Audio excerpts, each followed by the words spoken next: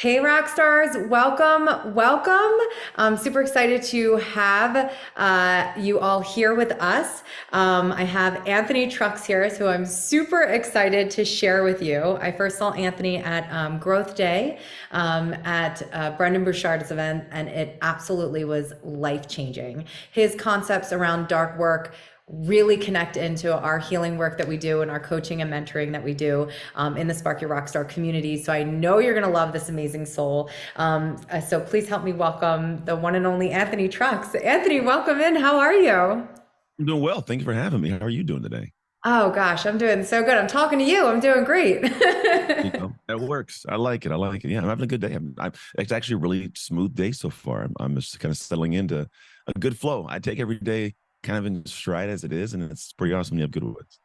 Oh, I love that so much. Can you tell us a little bit about who you are and a little bit about your story? It has impacted me so much and how you, like, I want to know everything. I want to know how you got to the dark work, which is so impactful to humanity. I feel like being able to see that is bringing the unconscious to the conscious so it can no longer run your life. And so Yeah. many people don't understand that they're beliefs they didn't even actually consciously choose, and our I believe our beliefs drive us in our behavior. And so Yeah. I would love to hear more from you. Yeah. Well, the crux of it all is it leans in the idea of identity, which is kind of it's my base of life. It's come from me going through a lot of things as a kid in foster care, giving away and navigating the ups and downs of being adopted by an all-white family. It was very poor, not having a sense of self, not being good at anything, and then getting really good at football to where I had like this new sense of self, and it grew to whole lot of things. Got a college scholarship, had my first son in college, met my real dad in college, and the NFL after college, was in, got hurt my third year, came home, had this new gym business I opened. It was going horribly.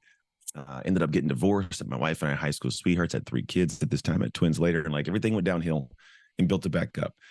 And to be honest, a lot of it for me is this kind of sense of like, who am I in all these different stages? A lot of people never navigate past some of these kind of really interesting parts of life that are hard. And I always had this weird knack of leaning in. And I don't know why I did it. I couldn't tell you it was this thing like I, kind of figured out, but I kind of cultivated over my lifetime this muscle of when it gets hard, I can lean in. And the interesting thing is, you were right. There's things behind the scenes that we aren't really aware of that run our life. And identity is that it's who you are when you aren't thinking about who you are. And I don't believe you can have a life or a dream above your current identity. The habits, actions, way you function, that equates to actions you take that equate to the life you live. And so what I started noticing for myself was I wasn't where I wanted to be. And it wasn't because of other people. I was the common denominator in all my problems. And so I just kind of figure out what was going on. And I landed on this concept of dark work, realizing the end destination is, in fact, to have an identity shift, to shift into a stage that's higher, to have what you want most by being who you need to be most. But the work is different, right? And while you're saying there's things you look at, there's this great concept of shadow work, right? It's looking into the shadows to see what's going on so you can actually be aware of how you're functioning, what your identity is. A lot of people don't have that ability. What dark work is, it's what you do once you've seen into the shadows. Mm. Once you see who you are and what's going on, it's like, all right, now that I know that, there's people that know the information for a lifetime but never work on it. Whereas those who want to actually shine in the light later on, and I say optimize your identity for peak performance, you have to do dark work. The unsexy, the unseen, the often ridiculed, misunderstood by people close to you, that work that people go, why are you doing that? But you just keep doing it. And eventually you emerge, I say. And it's this stance where you not only have this different skill set, different sense of ability, but you also have a different sense of self. You have done too much work in the dark to lose in the light.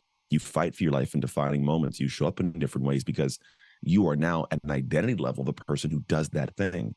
So things in life come to you smoother.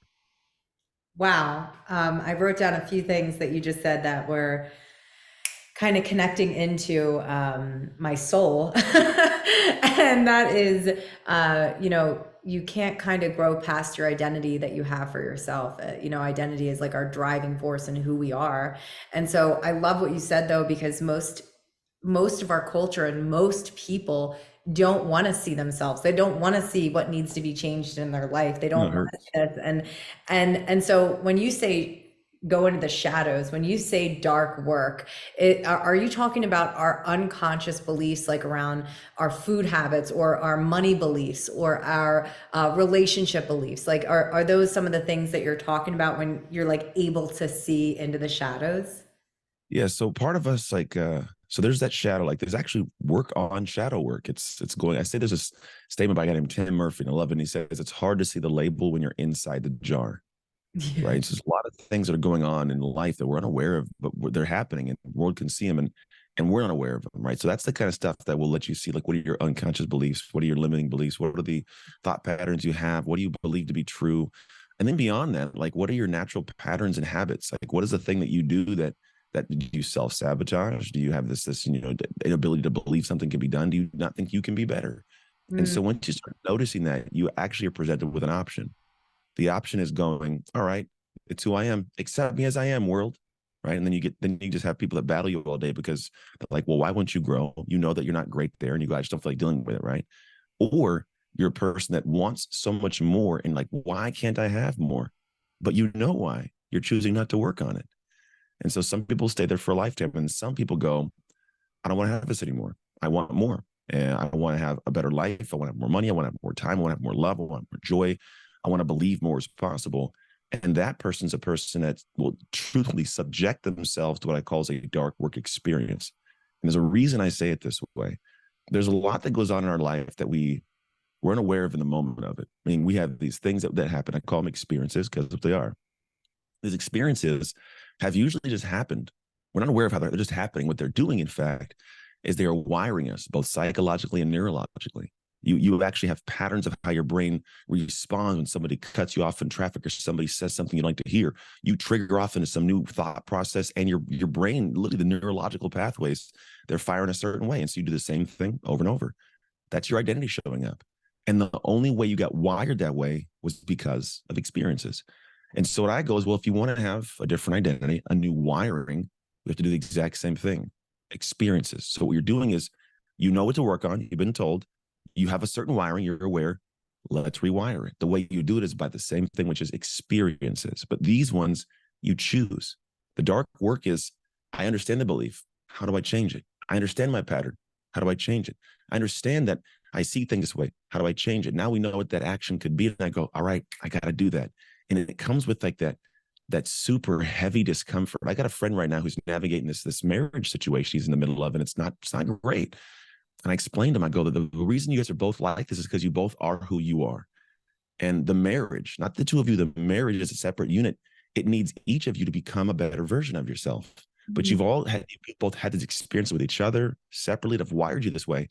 You need to find out what the marriage needs you to do. Like, you need to find out what the wiring is for that marriage. And then what you do is do that heavy, emotional, draining, uncomfortable, like, I don't feel like doing it stuff that is a new experience that wires you in the way you need to be the person your marriage needs you to be.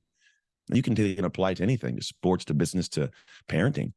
But the idea is if we all want more of something, it's going to come because you do more. And that doing more is going to be so hard because you're not currently wired for it. I love what you're saying so much. It actually brought some emotion to my eyes. I've been coaching and mentoring and healing people for the past 10 years. And what I love that you're saying is it's not actually who you select in your marriage. It's the version of yourself that you're selecting to bring to the marriage that is most important.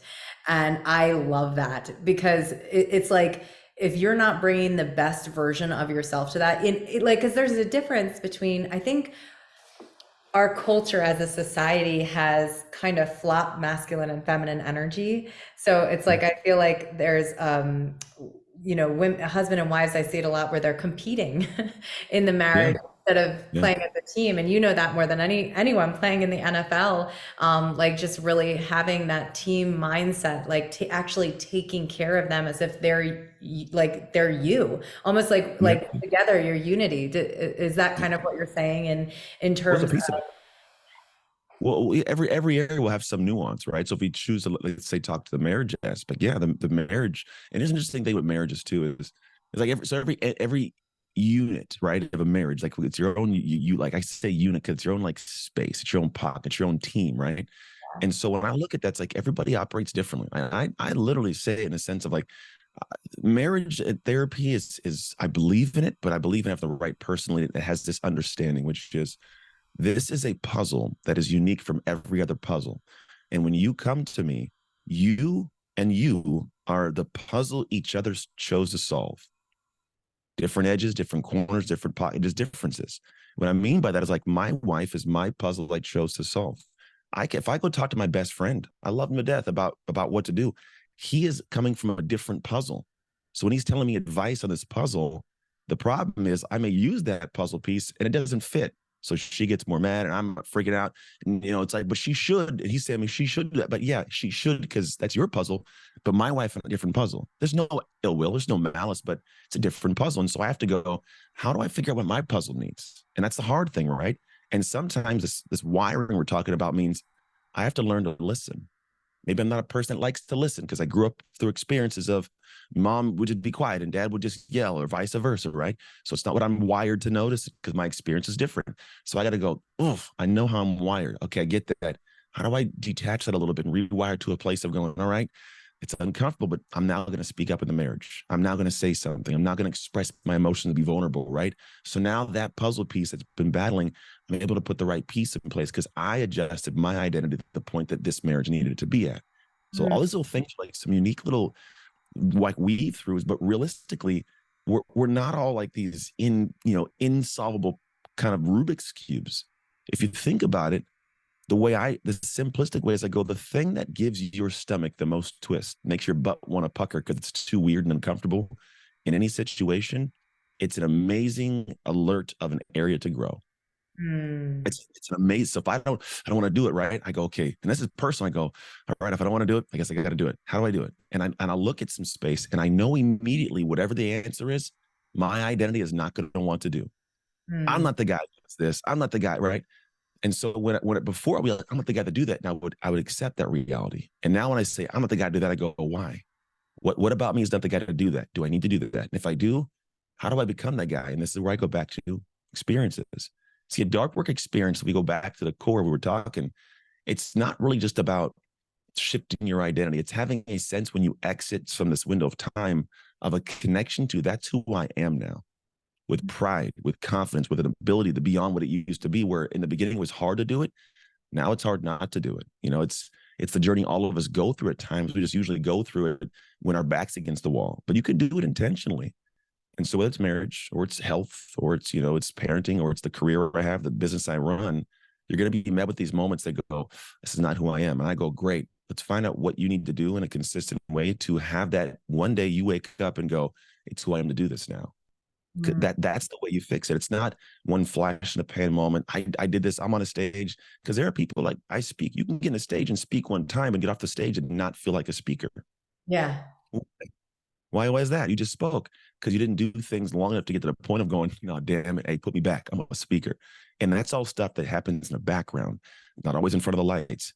So it's those little days that you had that no one cheered for you. No one clapped their hands. Maybe you were behind a computer in the middle of the night with a glowing screen. You're reading this book. You're learning some skill in the background that the world's not watching. Then one day you walk out and you are so refined. You're so confident. It oozes from you because you know how much time you spent, that the world just admires you because of your greatness that didn't happen overnight. Oh, there were so many incredible things that you just said that I really want everyone listening to kind of hone in on and remember. Like you're basically saying when you say I can't, I must. Like in a relationship, especially in marriages when they're like, well, I'm out, I'm done. And they literally are acting like a 2-year-old or 3-year-old, slamming doors, silent treatment, passive aggressive, right? And this isn't the actions of a grown adult. This is the actions of a little child who needs to grow up. And I think the dark work is if correct me if I'm wrong, connected to those versions of ourselves that we don't want to see, the ones that are stubborn or stuck or frustrated. Yep. And then what you're saying is to rewire a belief around that, an identity around that, where it's like, you know what? I'm going to choose today to love my spouse rather than proving that I'm right. I'm going to choose. So it's like these little 2 millimeter shifts that kind of Called that, yeah. compound on top of each other. Is that what you're saying? Yeah, 100%. There's a lot of great work on so it's BJ Fogg has Tiny Habits, James Clear has Atomic Habits. They allude to and talk to the idea of the idea is not to just go, oh, I'm trying to stop smoking, but I'm not a smoker. It's an identity you're trying to have, but it's what it is. It's not going big. It's going small in a really big way. And what Yeah. happens is over time you make these. It's weird as humans we have. It's called investment bias. If I give to something, I want to return. When you give to something for days, for weeks, for months, for years, the return is a sense of self. That's who I am now, right? It's just what you've done. If I had spent the last 10 years trying every day to be, I don't know, play guitar, I'm gonna go like, I'm a guitarist, right? I'm a musician. I would say that because I've spent time doing it. I can't do that right now. It's not what I've done. The only thing you do to change that is to give time to that, right? And so what most people do is they get those moments and they go, I want to try this. They step in and then they just go, this is too hard. It's not who I am. And I go, that's great. Because in that moment, you have to realize what's happening. Let's say the moment of the marriage. We keep coming back to that. I'm in the middle of a marriage and we're arguing about something. And I know I'm wrong, but my pride won't let me say I'm wrong. So I keep fighting.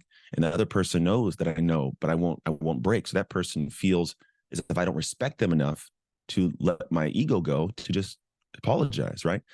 And then you have this moment of time and you go, I don't like this. And you're going to be in this really tension-filled, uncomfortable moment where your identity goes, we don't do that. We don't apologize, but you know it's what the marriage needs. And I go, well, that's the beautiful moment to realize actually what's going on. What it is your current, unhappy, old, we'll call it identity, is in control when you choose not to do it.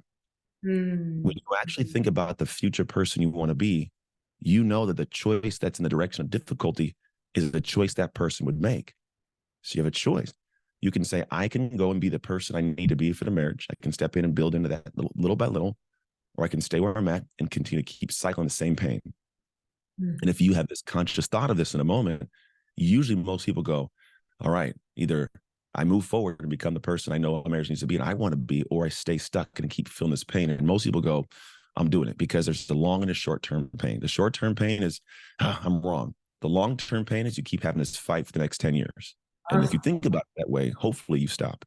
I love that. No one wants the same fight for 10 years. It's so interesting you said that many psychologists actually say that marriages will have the same three fights over and over and over again until they either resolve it or goes to divorce. It's like the same Yeah. three things that can come up though in a cycle. Yeah. So I love what you're saying. And also in that, in healing your relationships in your marriage, then you're also impacting your children, because Yeah. one of my goals that I teach people is that I would love to end abuse, because I was, abused as a kid, and just like, so how do we end the pattern of abuse? And it's not more hate, it's not more judgment, it's more self-reflection. Yeah. And so if we want to stop the passing of like the poisonous chalice of like, okay, well, my dad beat me, so that means I beat my kid, and my mom fought with my husband and she used negotiating tactics that were unhealthy, like, well, if you don't give me my way, we're over, right? Which is Yeah. like Yeah. very childish. So for me, Mhm. I've been for the past 10 years like like doing my best not to repeat those patterns for humanity. So Right. Yeah. if people are listening out there and they're wondering like, what is a first step to dark work that I can do? Is it bringing clarity to what they want, either in a marriage, in their business, in their health? Like, what would you say the first step to dark work is? In my opinion, it usually starts, there's three actual steps to it all. The first one's always respecting the light, I call it. And respecting the light is, I say the statement of dark work is working in the dark so you can win in the light. But most people don't clarify the light. They don't respect the light. So they don't actually lean into the level. Because let's be honest, we all know people that go, I want to make a change in my life. And they start doing some work and all of a sudden they stop within a week. Well, why Yeah. is that? Well, it's because you just weren't anchored to truly what it was. You didn't have a respect of that light. Because respect means to have admiration for. When I admire something, I care about something, I respect something, I show up and love it. And then when I have love in my life, I'm fighting for it. If I respect myself, I love myself, I fight for me. If I respect my wife, I love my wife, I fight for her. If I don't have respect for something, I don't usually lead to love. It's hard. And so what happens is I say, respect the light. So what is this thing you want? There's three levels of what you have to do in that respect stage. The first one is respect what the actual vision is, meaning I need you to connect to what this thing is at a heart level. It's not just, I want more money. How much more money do you want? What does that mean for your life? I want more joy in life. What does joy look like to you? And how much more of it do you want? Do you want it every day? Do you want it every week? Do you want it every month? Right? I want to have more free time. How much free time? An extra day a week, 2 days a week, a month off? What do you want? Yeah. Because when you do that, now your brain can palpably connect to this and you subconsciously drive towards it. It's like when we all at one point wanted that nice car. Like, for example, I never wanted anything. I'm not a materialistic guy, but I want like someday to have a really, really, really nice car just to say I had it, maybe for a month, right? I go, I really want like an Audi R8. I don't care to have a Ferrari and a Lamborghini. That's too gaudy for me, right? I want like a simple, nice. I like Audi cars. Like I'm gonna get that. And so in the back of my head, I have a thought process that's kind of always running towards like stockpiling a fund to buy a house. That the sole purpose for that house is to have the income be all profit, so I can pay for the car note for an Audi R8, right? Earn income, you buy passive income, you buy something that's a toy. And so for me, like there's little subconscious things I do, like, all right, I'm not going to buy that thing. It's a bad investment there. Keep putting money here, right? And I'm going to find this property, which I think is going to be where other properties at in Dallas, Texas. I know the amount of money I have to put down to make that, so I go, I'm building towards that. And I have this subconscious, palpable connection to it. And I make good choices because of it. And I lead towards it slowly, right?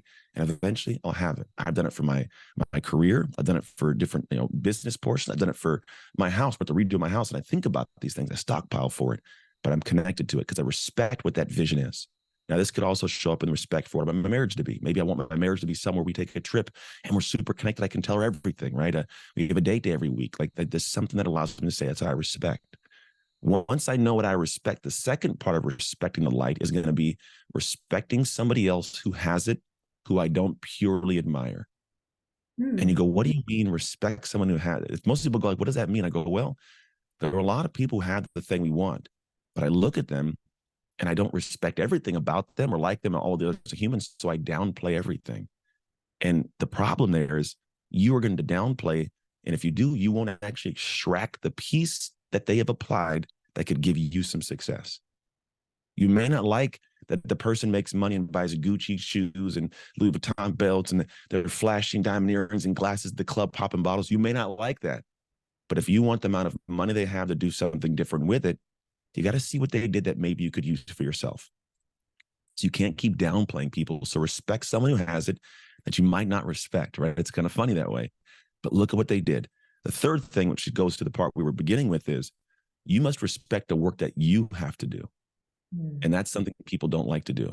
It's hard to see the areas for ourselves that make us uncomfortable, that make us not feel great about ourselves. So this whole world of like, you're okay, you're awesome. I think it's horrible for our future of trying to be great. Oh my God. Because when everybody was like, you're fine as you are, it's like, that's like a death sentence of sadness. So you're telling me that as I feel not great about myself, I should feel I'm great. It's literally cognitive dissonance. It doesn't make sense to my brain. And the real thing that throws me is like, we admire people who live in that. We admire athletes and business people. Every single one of them were told by somebody else, this is stupid, you suck. If you're an athlete, coach every day says, that was dumb play, right? And every day you're getting feedback on how to improve. So if I don't have somebody telling myself, or me at least seeing for myself what I need to improve upon, I won't even do the dark work that's proper for me to get me somewhere. This is why a lot of folks, they spin their wheels for a week, 2 weeks, 3 weeks, a month, 6 years and go, why am I not going anywhere? Because you're doing the wrong work because you never saw what you need to work on for you. You're doing Bob's work or Susan's work, right? And yeah, you saw them, admire them, and they said, do this, so you did that, but you never asked, what do you need to do? So once you know that, it actually informs you of your next steps to lead into doing your own dark work experience. I love that. First of all, I just want to touch on everything you just said, but the Audi RS Q8, I had that. I bought it. It was a 150,000 car. It was my dream car. And I worked towards Nice. it. I worked really hard and I bought it and I love it. Drove like a Porsche. It made me feel so good. It was the feeling that I got from it that I love. The feel of the drive, the way it curves, like the way Yeah. I felt driving it. So I love that. And I love what you're saying too, because you're saying play, but also be smart, with your money, do the investments, do both, like if you can. Because I think for me, Yeah. and then I ended up, the car actually was, I ended up making 20 grand off of it because they asked if they could buy it Oh. back because the inventory was low. But I love what you're saying because it's like just really being intentional with how you want to feel in your life. But one of the things I wrote down when you first said it is lean into the discomfort, because you're talking about a culture who's like, I don't want to say they're weak, but we're training like our children to be very weak when like, I love what you're saying. Like, I've never heard anyone describe it in the way that you just described it though, where it's just like, without vision of a better, greater, grander version of ourselves, we perish. So Yeah. how, like, how are we teaching our kid? Oh no, everyone gets an award, even though, one of the I people, hate it. right? And so it's just so interesting to me Well, to hear yeah. that. I think a lot of people get it. The thing is, it's like I don't hate the idea of giving people an award. That's not it. It's giving people an unearned award. That's because now what you do is you set these individuals up, children and older children, right? You set them up for a completely misconstrued sense of how the world actually functions. Because just because you woke up today doesn't mean I'm gonna give you a paycheck. You have to go to work to get it. And if you go to work and do a bad job, you don't get the paycheck, right? That's how the world works. And so if I'm telling you this, I'm actually ruining your ability to later on navigate that hard emotional situation and psychological situation. I think that's why we have a big issue with the mental health that's way different than what it used to be. It's all tied together. Back in the day, it was like, shut up, go to work, get things done. It didn't mean I didn't care about you as a human. It meant I didn't care about appeasing the weakness of you. I Mm. needed a part of you to get strong so that you had the strength to handle life on your own. And now it's the best gift I can give you. Like my gift to my kids is I make their life hard on purpose because they're pretty privileged, right? I intentionally create moments of difficulty to where they're getting conditioned emotionally and psychologically to navigate that. But I'm doing it while they have support from me and my wife to navigate the whole situation. Imagine if they never had that. It was all, you're great. And they met the same tension when they have got through college and they got a career, they got a spouse, they got some kids, and all of a sudden something happens. And they have no coping mechanisms or human tools to navigate that, and they break down. Well, all of a sudden, mom's drinking too much, dad's taking too many pills, and they're fighting all the time. And then they're divorced, and mommy's fighting daddy at his time and my time, and I can't get a job. It's just these things cycle. And we think it's no big deal, but like, that's what's going on, in my opinion, at least, is we've desired this ease and we've tried to make everything so easy and appease the brain's weakness and the dopamine dumps and everything to where when life shows up, which will always show up, but it's difficult, they don't have the mechanisms and the tools to do it. And we're robbing people of the hardships they need to be better. So the whole idea of like everyone gets a trophy for showing up, you're not rewarding them in the way that life needs them to be rewarded, and you're not making them do the work they have to. And then here's the crazy thing that blows my mind. As a society, will elevate and lift up the NBA champions and the NFL champions. When I played football, I played the NFL, I get it. And the people that do these great things. But at the same time, collectively, we are diminishing the value of what they did to be that. So you're lifting up something and then tearing down what it took to lift it up. Because Mm. those people that are starting a team that got great, they don't think like that. They're like, they didn't get the award because it was there. They were hustling, working, grinding, getting things done. And so because they elevated themselves to a higher level from doing that hard work, that's why you aspire to them and they're your heroes. But then when they'd ask you to do the work that they did, you go, no, I want the same thing you have. I want to work for it. I want the same success you have, but we should all get a trophy. It's like, that's not how it works. So you can't be hypocritical in that, but the world is, and it's crazy to watch. And I really wish that people would understand that when people are trying to say you shouldn't get an award, it's not because we don't like your kid or because we're trying to say that, that any people only the best should get success. It's like, no, you should understand the value of hard work and the amazing feeling that comes with having done more hard work than somebody else is willing to do and the pride that comes with that. And then also, if you didn't do it, you should understand that you have to work harder if you want that thing, so that you understand you must improve your humanity, because at some point you will be required to do it for your health, for your relationship, for your mental, honestly, for everything. It's going to need you to have that idea. I love that so much. So we are rewarded in public for what we privately practice at Always. home ourselves. And so I Yeah. think and I think people only see just a small fraction of it. Like I know sometimes I have clients and they're like, well, I did a post and I did this. I was like, you did one post. I was like, it Yeah. takes, Oh, no.